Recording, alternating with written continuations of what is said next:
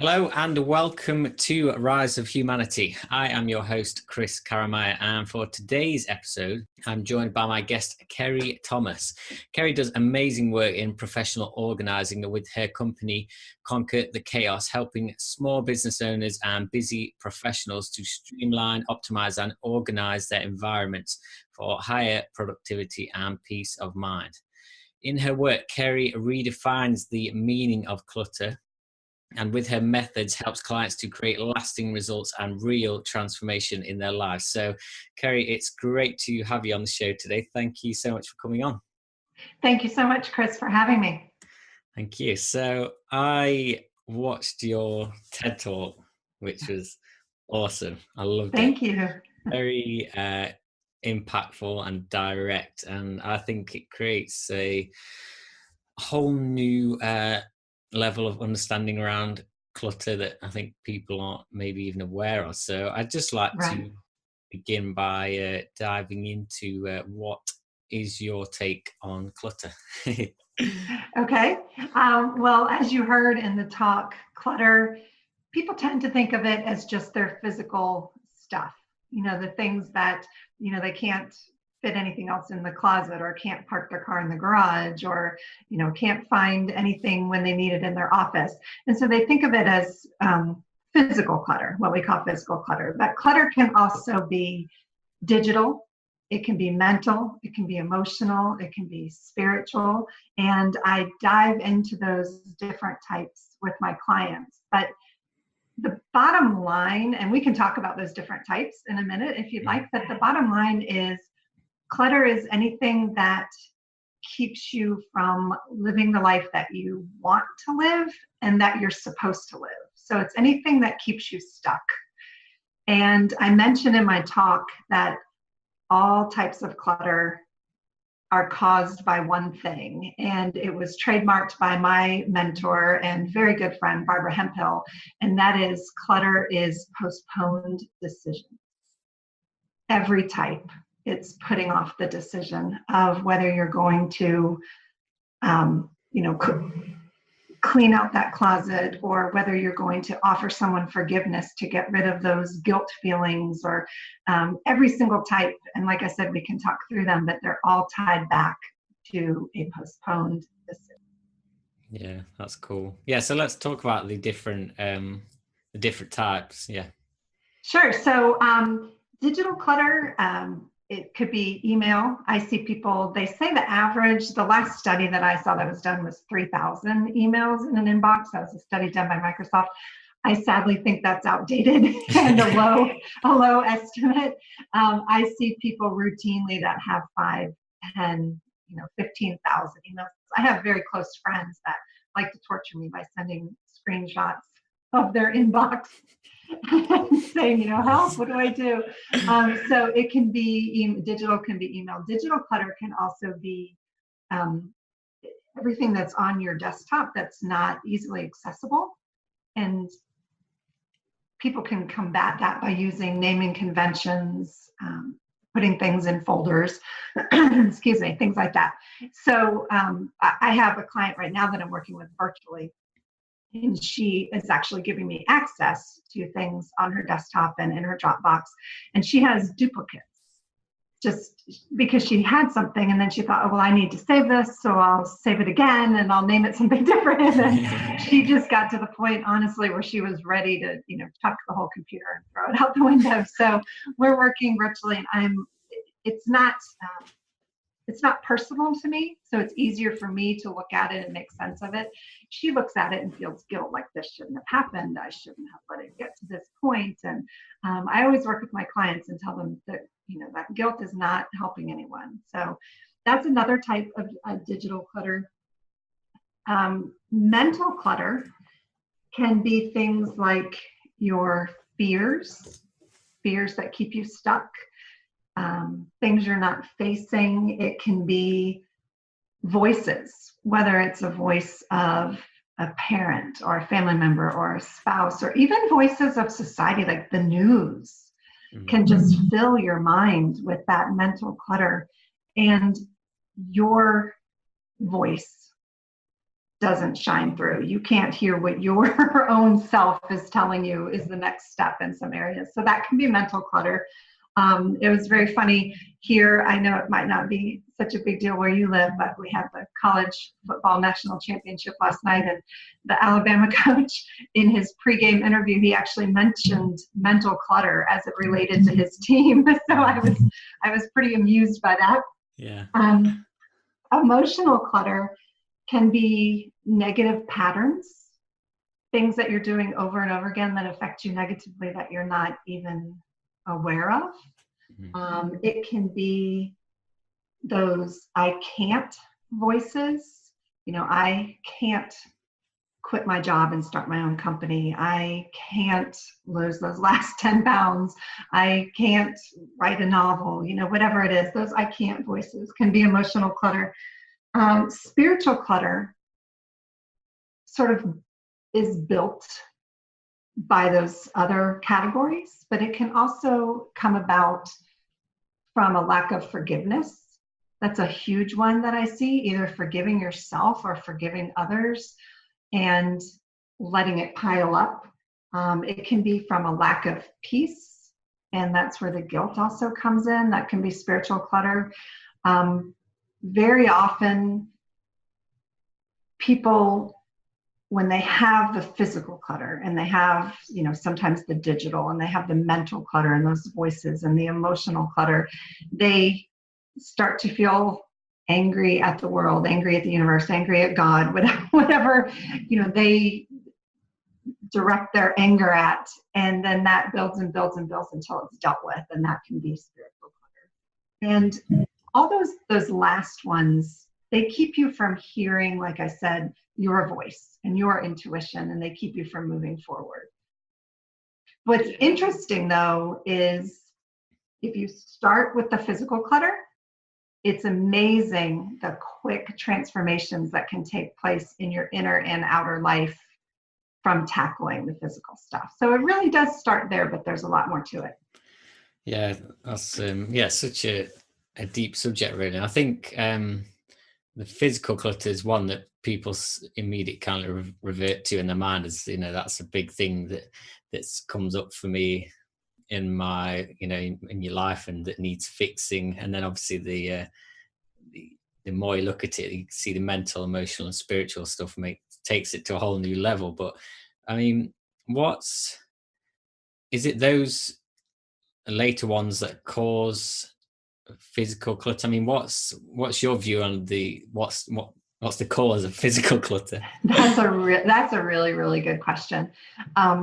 Almost every circumstance of physical clutter, people think of hoarding. You may have seen, shows on TV or movies about hoarding.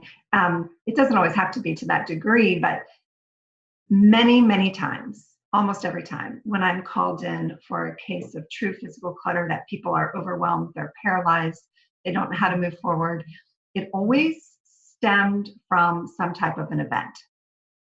Whether it was a prolonged illness, a death in the family, a divorce, a depression, a move that wasn't wanted, so forced upon people. There's almost every time some event or a combination of events that led to it.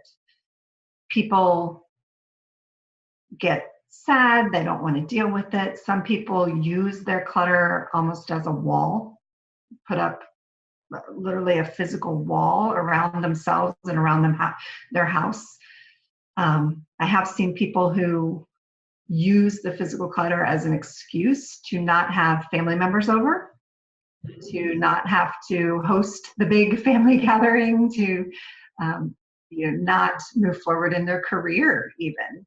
But on the flip side, I have also had clients that when they see the light at the end of the tunnel, can use that to help them clear the physical clutter. For example, I had a client who had somewhat of a hoarding situation. There was a lot of paper that had been involved from a death in the family and a legal dispute, multiple, just reams of paper, multiple copies. They also had been hoarding some things that they thought they would sell. resale, antique type things. And their house was, it would have been impossible to sell it. They couldn't sell it. But they had an opportunity to move, to the other coast and be with family and be with grandchildren. And that spark and excitement made what had taken decades to build up, made them able to dive in. So it can go both ways. The physical clutter can definitely come from one of those events, but a positive event can be a spark to clear the physical clutter as well. Yeah, I suppose it's that kind of that balance of, wanting to have a nice organized environment just because it's just better and it's easy to live that way. But it's also, treating it as a way to, being objective about it and seeing it as a symptom that, there's a bigger imbalance that you need to work on in yourself. And then that clutter is just a kind of like a reflection of that what's going on inside you. So when you work with people, what do you think is the most important to address first, like with regards to the inner world and emotional, and actually going out or around your house or your office and actually like picking stuff up and clearing it? Is it like simultaneous, or does it just depend on the person? Or it does depend upon the person in some cases, and I have two answers to your question, but I'll explain why it depends upon the person first. Some people have a natural tendency to feel momentum if they can get the easy things out of the way, and they see that progress and they say, oh great, like this was easy, I can keep going. Other people have just an innate tendency in the other direction. If they can tackle something that has previously seemed very hard and impossible first, then the rest flows easily. So I do a lot of digging. Usually if you just ask people that question, where do you want to start first, the easy or the hard? And so it is a little bit different. But with clients, like I said, there are two answers. The first thing is there's no right or wrong. Being organized, the way I define it, is having a productive environment. Being able to accomplish your work and enjoy your life. And that productive environment is going to look very different for every person. Some people aren't comfortable unless their house looks like a magazine. They just can't relax. And I've known people like that, and their houses are, they're beautiful, but they truly can't relax. Other people, they like a little of the chaos, and they like a little of the mess, and they like that lived in feeling, and that is perfectly fine. There's no judgment with that. Like I said, there's no right or wrong. It's being able to have that productive environment, have it be intentional. Does everything have a place? Can I find everything when I need it? And so I always assess what people's levels are. Are you wanting to get organized because you lost a contract because you can't find your papers? Or are you wanting to get organized because your mom, husband, roommate, insert name here, tells you that it should look this certain way? So I always tell them it's not what you should do with your organization, it's what will you do. And that goes to maintaining it long after I'm gone. I don't want to go in and just make something look pretty as an organizer. So there are plenty of designers and organizers, and they're really, really good at that. I want to give people systems that can be maintained after I'm gone, that they feel comfortable with and they know how to keep going. And so the second part of my answer was, to accomplish that with all of my clients, we use a 5-step process. And the first thing we do is we always state their vision. And that's what I was saying, do you want it picture perfect? Do you want your spices alphabetized? do you want that type of thing? Or do you just want to be able to, find a pair of pants when you need them, that type of thing. So state the vision of, some people want what I call like a destination closet. They want to walk in and feel like they've gone on vacation, and it has a chandelier hanging in the middle, and it's beautiful. Other people literally just want to find their shoes. So stating their vision is first. The second one is identifying the obstacles. Sometimes an obstacle can be money to get the project done. Sometimes an obstacle can be the very messy people you live with. That's a huge question that I get asked a lot. Sometimes an obstacle can be time. Anything you can think of that's an obstacle to any big project, really. So we work on identifying those. What are the obstacles? Then committing the resources, committing the time, committing the money. Do they already have things in their home that can be used for this project? The number one mistake people make when they think, I'm going to organize my life this year, is they run out and they buy supplies. And that is not what you want to do, because you don't know what fits, you don't know what you need. And so you have to, figure that out first. And part of committing your resources is maybe you already have great storage things, they're just not being used. And then we design and execute the plan, talk about what we're going to do, carry it out, and then sustain your success. And that's what I talked about, being able to maintain it long after I'm gone. And let's say, I'm using a lot of physical examples. I work mainly with offices, but I think people relate to home organizing a little bit better. But all these processes can be carried across no matter what you're organizing. But to sustaining your success would be, let's think back to that closet. Committing to once a season purging, or committing to on the weekend, I'm going to pick up all the clothes that have gone on the floor and put them back. So whatever that may look like for you. Some people do it every day, some people do it once a month, but just sustaining what your new level and your new system of organization. So I work through those 5 steps with everybody, no matter what the project, whether it's an office, computer, file system, it works for every situation. Mm-hmm. That's really cool.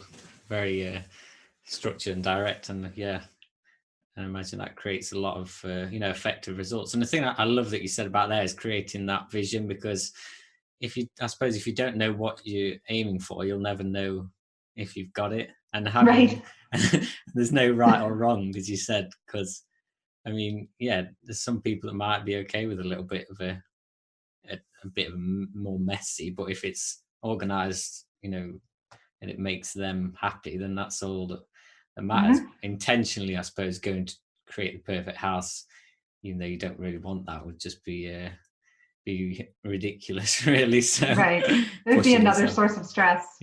So I think about this from time to time. After watching your TED talk, I thought about, well, what can I tidy up today? But then I just thought, well, I feel really content with the way things are, and I would just be doing it for the sake of it. So it was just like, having that that inner balance, isn't it? And then it is. Yeah, it is. People always say, "Oh, I don't want you to come over. Your house must be perfect," and it's not. I mean, I do know where everything is. Even though, true confession time, when I took some things down for Christmas to decorate, I can't find one picture to put it back. So there you go, true confessions of the organizer. But I always give an example of socks. I have 2 boys. Always did a lot of sports. There were multiple, socks for this team, socks for this workout, just socks everywhere. And it was a source of contention and a source of irritation for me. So finally what I did was I bought a basket, and when the socks were clean and came out of the wash, I no longer worried whose was whose and which went with which. They just all went into this giant basket. And when people wanted socks, that's where they went. And it's worked. And I have no need to take that organizational system any further. Yeah. It works. Yeah, awesome. So what kind of, do you go deep into how to manage emotions, or how to find more coherence, or like meditation, anything like that? Because I do. Now, some clients, they don't want or need that, but the ones that do, we definitely talk about that.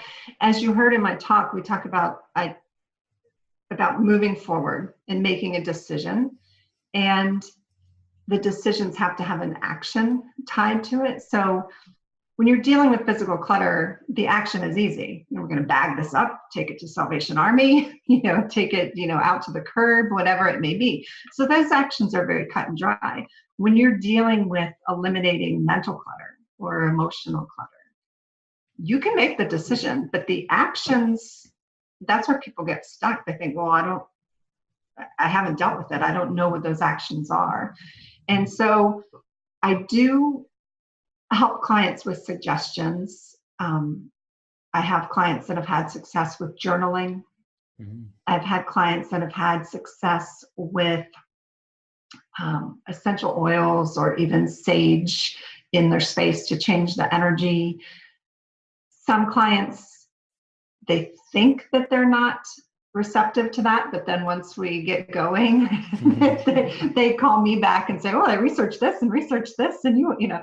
So I think when you open the door, people realize there are a lot of solutions out there that they hadn't thought of. I always suggest a lot of nature, walking in nature, movement for dealing with emotional and mental things, talking with a friend, talking, even if it's not a paid advisor, just talking it through with a trusted person.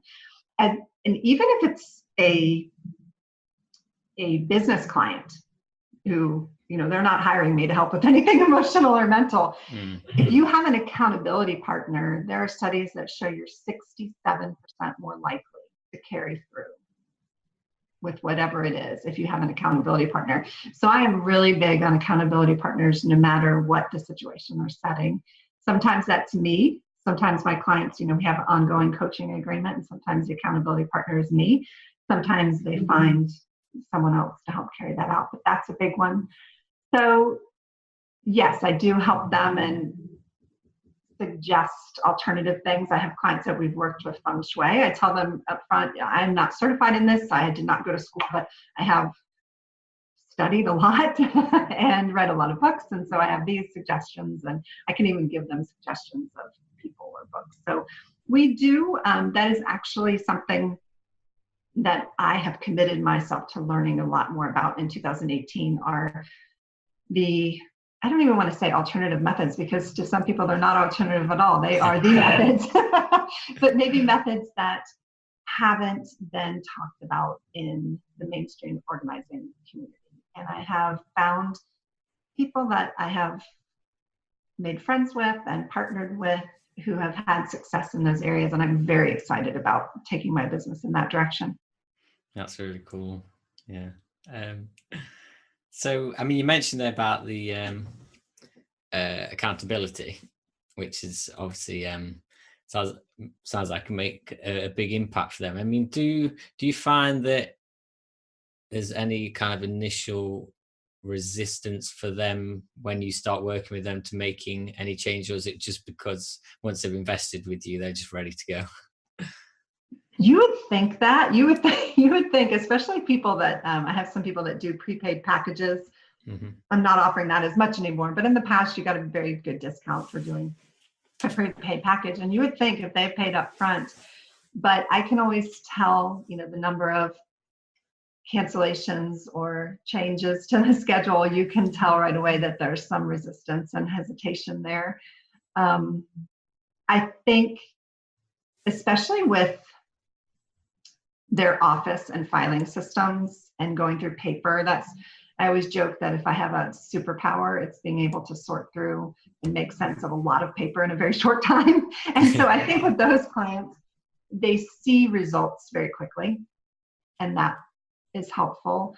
I do give clients very easy sort of homework assignments, if you want to say that, and tell them, don't worry about the big picture. If it's overwhelming, worry about this tiny little thing.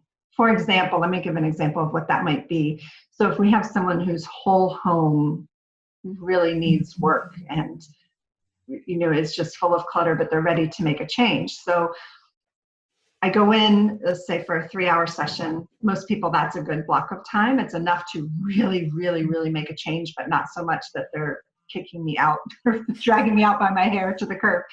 And so we do this, they're feeling really great, but then they're in their home on their own for however long in between our sessions. And so I tell them, don't worry about continuing with this huge project.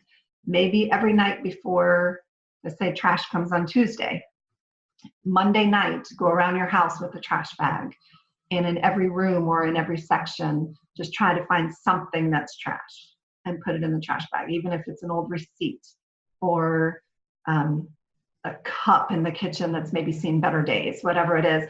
And I have clients that have actually done that for an extended period of time, and they'll call or text and say, I walk into rooms now and there's literally nothing left to throw away or donate. And you can just chip away at it a little bit at a time. So that would be an example. Another example would be, I tell people, we've done this great amount of work, let's say in a kitchen. And if you're afraid it's all going to creep back in, designate one spot that's a clutter-free zone. I had one client that used her kitchen table. Her kitchen table had been a previous dumping ground of everything, crazy things.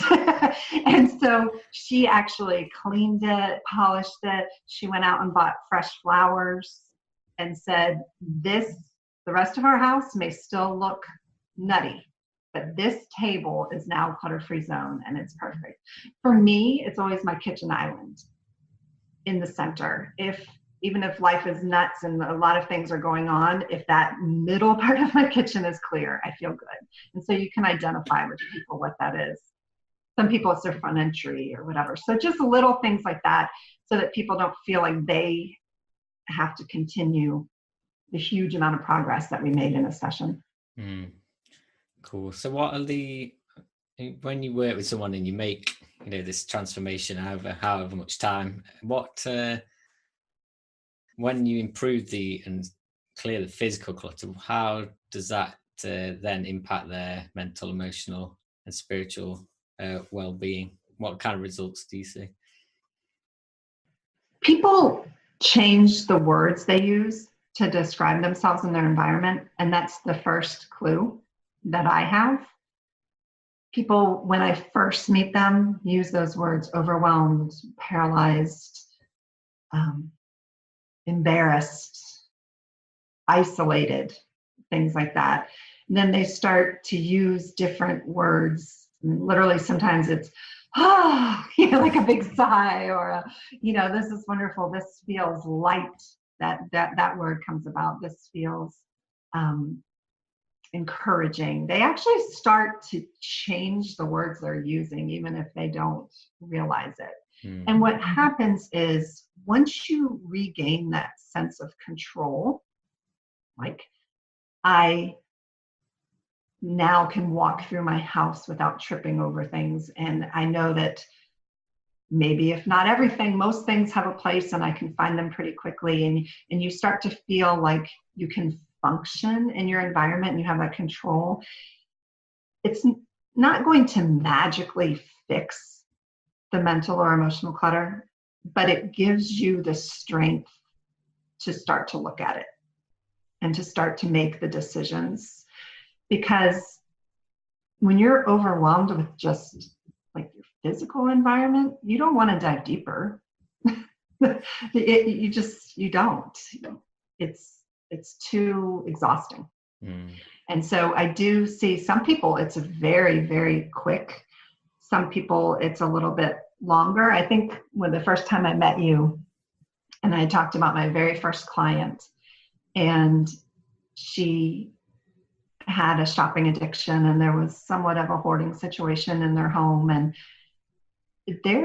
her change was very quick. She started to change everything. She even lost weight. There's Peter Walsh. A lot of people have heard of him. He has a good book called "Does This Clutter Make My Butt Look Fat?" And there is a definite correlation, and that's what his book is about. But hers was automatic. I mean, just things started to really change. So sometimes it takes a reminder. Sometimes in our follow-up sessions, I have to say, okay, well, when we met, you mentioned this.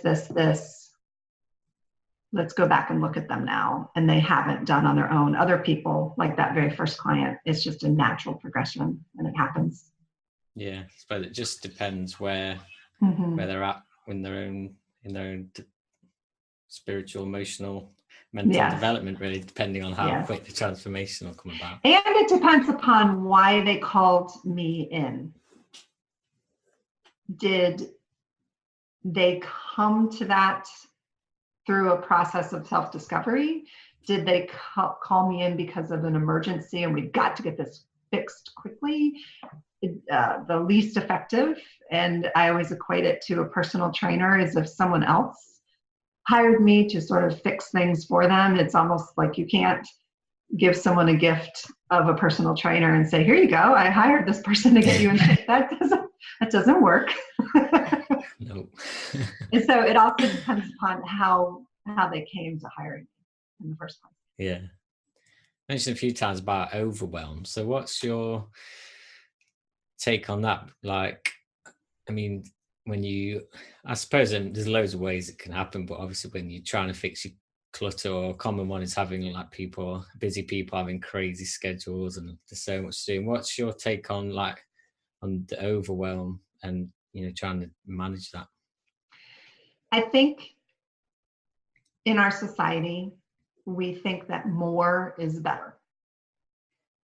More of everything. More, bigger house, better clothes, more friends, even, more money, more. It's become a badge of honor when someone says, hi, how are you doing? Oh, I'm so busy. And that's not really a badge of honor. And so people think that all that more will lead to happiness. And it doesn't. And so I think I have my biggest breakthroughs when people realize that less and simplicity is what's going to not only get rid of the overwhelm, but lead to happiness. I mean, simplicity is our natural state.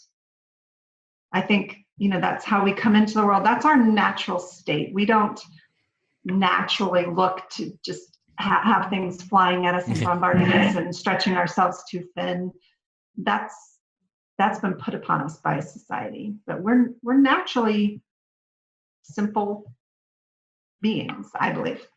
Yeah, I agree. That's cool. So what led you into this, to taking the leap to start your own business? Have you been in business for a long time then, or was it I've been in for business you? 10 years. My background was in special education. I have my bachelor's and master's in special education. And I taught for 8 years, and I did love every minute of it. We moved around a lot. And then as boys were born and with all those moves, I decided to take the opportunity and be a stay-at-home mom with them for a while. And then when I was ready to start working again, I was just weighing my options. And I had a friend in Florida who had become a professional organizer. And I will never forget the moment she said that. And my eyes got wide and I thought, oh, that's a job. You can do that, because I've always loved it. And it's always been a passion. I have a knack for it. So she put me on the path and told me what I needed to do to get started. And I did have that first client who was a friend of mine and said, great, you use me as a guinea pig. And when I saw those changes in her, not just her physical environment, but what it did for her personally, I was hooked. And I thought, okay, not only am I good at this, but I really, really love it. And I love seeing what it does for people. So I started my business, and I did start with a lot of residential, like we've been talking about, a little bit of everything. I quickly learned that I was best at the office side of things and paper and filing systems and helping people get systemized. And so that is my focus. And what I enjoy is that I combine my background in special education with what I'm doing now, because I go in and I teach, and one of the things I talk about a lot in conferences and things are the 6 elements of a productive office. And those are solid and proven, but not everybody can carry them out in the same way. And I understand, because of my background, that not everybody's brain functions the same way. I have an understanding of learning styles, and I have an understanding of how ADD and ADHD affect your home life and your office life. And so I'm very fortunate in that I get to combine sort of my previous life and my current passion into one thing to help people in a little different way than some of the other organizers out there. That's really cool. And what was the process of actually going out and starting it, did it feel like a big leap for you, or was it kind of a gradual process? Was it a big challenge? It's scary. I would say both. Yeah. I'd say, but when I first started, I realized I was extremely fortunate in that I had the luxury of starting it part-time and easing in. I have colleagues that I've trained with, and they, have made that leap, like left corporate America, and I didn't have that initial fear, which I realize I'm very, very fortunate. But then as I was in business for a few years, I came to another crossroads and thought, okay, well, I need to take this a little more full time, get more serious. Do I want to do that? Do I want to go back to teaching? Came to that crossroads again and had a chance, wonderful, divinely orchestrated meeting with my mentor. It was very unexpected. And so I joined her training program and became what's called a productive environment specialist, and got that training to work with the business side of things. So that was already 5 years into my business, but that's where the scary leap came. It wasn't right at the beginning. Yeah. It sounds like you really found your passion. Definitely. Nice. And then next thing you know, you're doing a TED Talk. I know. That was a dream come true. That had been a bucket list item, and that came about very quickly. Very, very quickly, my son's girlfriend had asked me on a Saturday night, if you could do anything in the world, what would you want to do? And I was taken aback by her question, but I thought, okay, I'll play along. And I thought about it for a minute, and I said, I really would like to speak more. And I'd like to, almost go back to that teaching side of things, where you're presenting and teaching and speaking. And so that was Saturday night. Monday morning, I was in the shower and I thought, oh, well, if I had an opportunity, because she mentioned TED Talk, I didn't even mention it. Well, it would be cool if you could do a TED Talk one day. So I said, what would I talk about? And that first word that we've talked about and that I start my talk with, that overwhelmed, came to me in the shower, and the talk just flowed. Like the whole thing just came to me in the shower. And I got out, and 2 hours later, the can't think of the name, but the person who puts on our local TED events, who I've known for years, called, and he had a glitch and he needed someone to fill a spot, and asked me out of the blue, had never heard me speak, knew that I had a story to tell and knew that I had a passion, but literally called me and said, do you want to do this? It's 2 weeks from today. And I said, yes. So that was no accident. All of that just came about in perfect timing. And it's really changed a lot of things for me, because I thought that, the people in the audience, and I thought my mom would watch it, and it has really gone viral, and it struck a chord that I guess I didn't realize was so raw with so many people. And it came as a shock to me, but it's opened doors. I had direct clients that were in the audience that day that called me and said, when can we start? I need this. And they had physical clutter, but they also all had, like I said, those background stories. I went through cancer and I couldn't deal with things, so I threw it all in this one room. Or, my spouse died, and so it's that TED Talk has just changed everything. Yeah, it's awesome work. I mean, it's not an experience I've personally been through with all the clutter stuff, but I can certainly experience the power of just tidying up one room, and how much better it makes you feel. And I can imagine for some people it'd be absolutely transformational. I mean, I'd kind of probably put it up there with, starting a new healthy diet and getting in great shape, which will make you feel so much better, but completely transforming your environment. It's the same kind of, can be the same transformational result. And I think when people clear their environment, and you just get that success, like, I can do this. I have the power, I can do, and it translates into those other areas.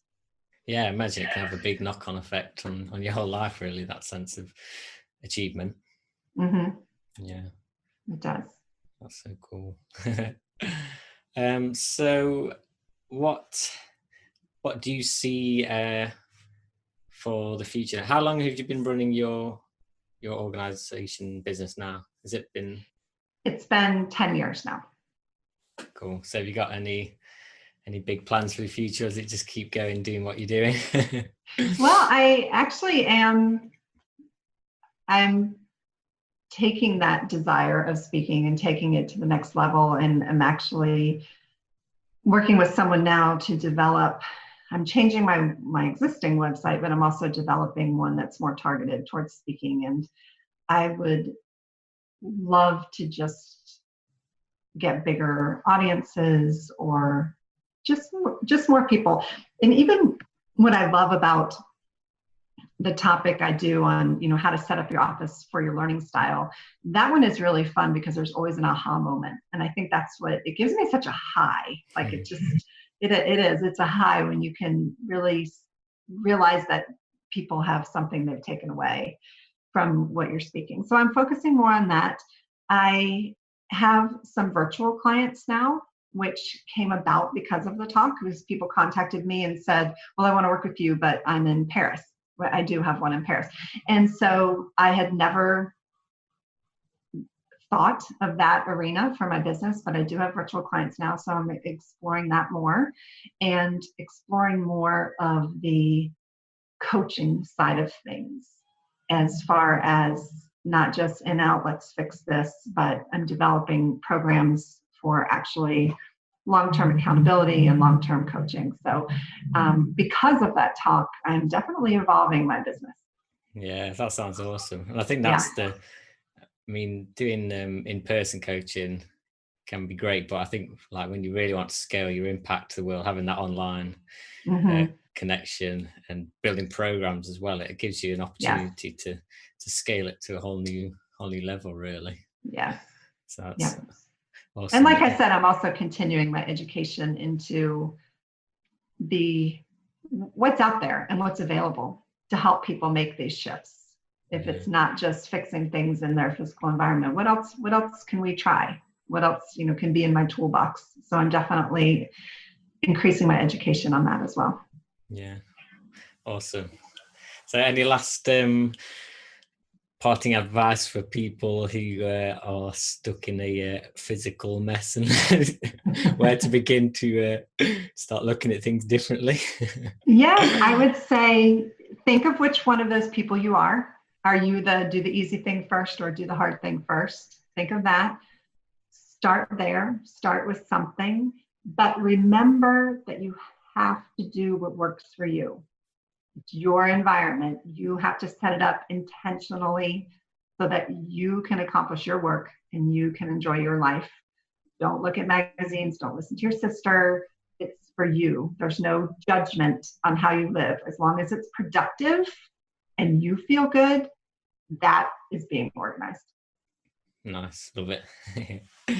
So do you just want to share a link or anything that the listeners can find you on the web? Obviously I'll put a link for your TED Talk in the show notes. Sure. Yes. If you could do that, that would be great. And then my website right now, which will still continue to work, I'm changing the name, but this will still continue to work, is CTC, stands for Conquer the Chaos, ctcorganizing.com. And that link will always continue to work, even after I put up my new site. Yeah, cool. Thank you for sharing that. So it's been a pleasure to have you on the show today. Thank you for coming on and sharing this awesome work you are doing with the listeners. Yes, thank you so much. Thank you. So that is all for today, guys. Hope you've enjoyed this episode and got some big takeaways from it and have a different way of looking at clutter now. And I will definitely stick the links that you need in the show notes and the link to Kerry's TED Talk as well. I definitely recommend you check that out. It's full of awesome wisdom. So that is all for today, guys. I'll catch you all next time. Take care. Bye-bye.